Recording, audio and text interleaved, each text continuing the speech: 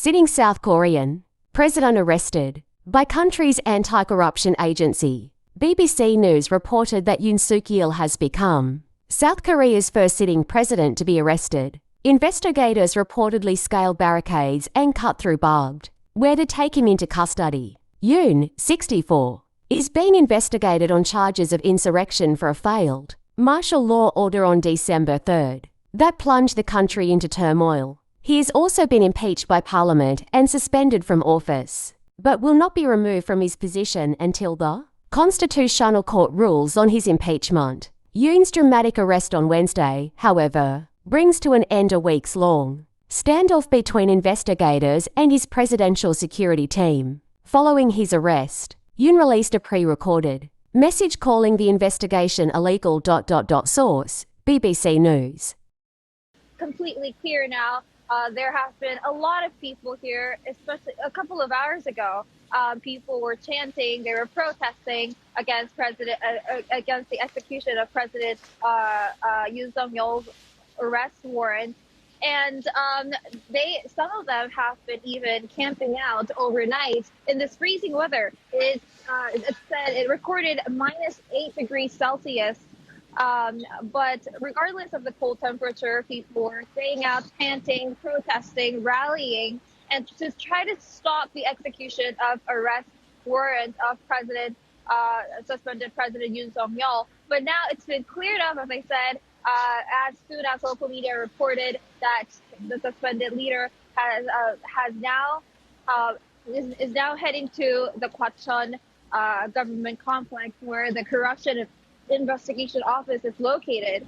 And Yoon also released a statement earlier before he headed to the CIO, saying that he is now heading. He has decided to head to the CIO office because of the safety concerns.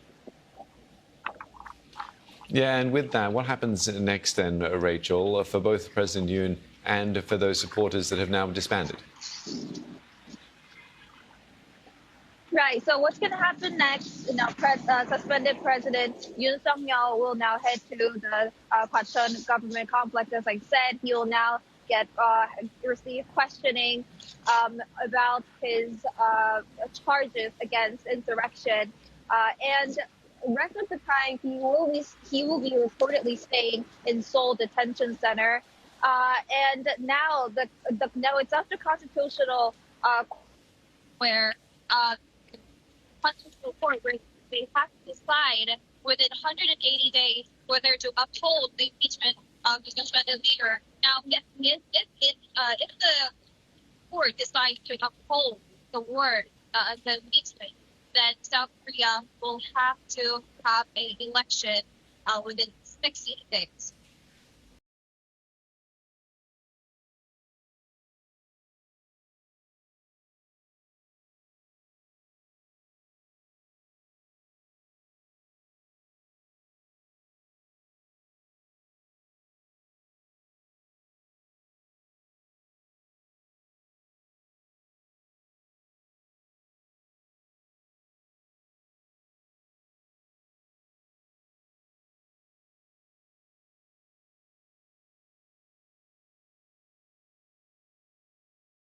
Steve, thanks for having me on. I think that most everyone who's watching this knew that was the inevitable next phase. So I think that it was best to move on. Certainly from an outside perspective, it was very positive to get the domestic legal procedure, the wheels moving, and get this arrest and investigation done, because this is the process. And it's really vital that South Korea is now following its own rule of law, its own process.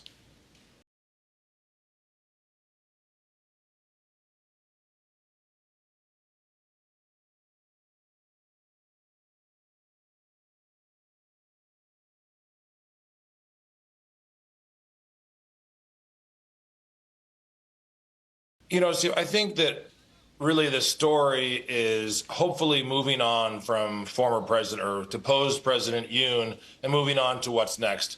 I think, of course, President Yoon has committed to fight to the end. I don't think that really has much meaning. I think that the vast majority of people in Korea understand that his illegal declaration of martial law was kind of was the original sin. And so this is, I think it's important that we're looking, and I think you see people looking beyond to a likely presidential election. So I think important that he's going to get invested, to take part in the investigation. But really, what we're looking at is how this moves forward towards an election.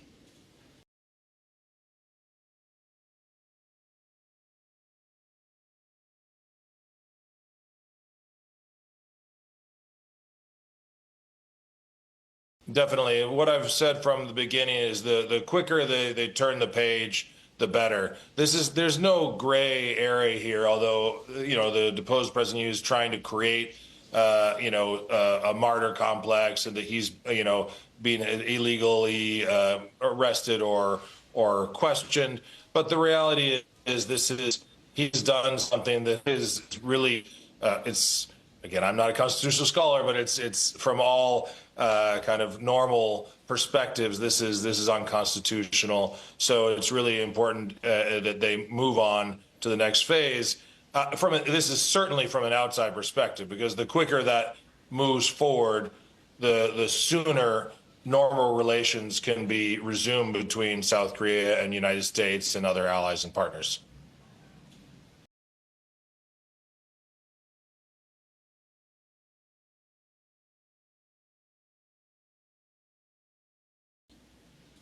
I don't think the reputation is really the important thing here. South Korea and the United States are allies. South Korea and Japan have a lasting a relationship that is, and I think you saw the Japanese and American, foreign minister and secretary of state visiting. They understand that it's not about reputation; it's about the vital importance of the relationship with South Korea in order to deter North Korea, in order to work together for shared prosperity of in this case, of those three countries. So I think, reputation, sure, it's taking a hit, but I think ultimately, what we'll see in 6 months or a year, we'll be talking about the vitality of Korea's democratic process. I think just as we did in the previous times where South Korea has gone through domestic convulsions. I think that is politically, that's how South Korea is approaching its democratic evolution. And so I think that is reputation, and democratic reputation is not such a key issue here. I think the issue is how important is South Korea to the United States or to Japan or to other allies and partners. And the answer is South Korea remains vitally important on the security front, on the economic front.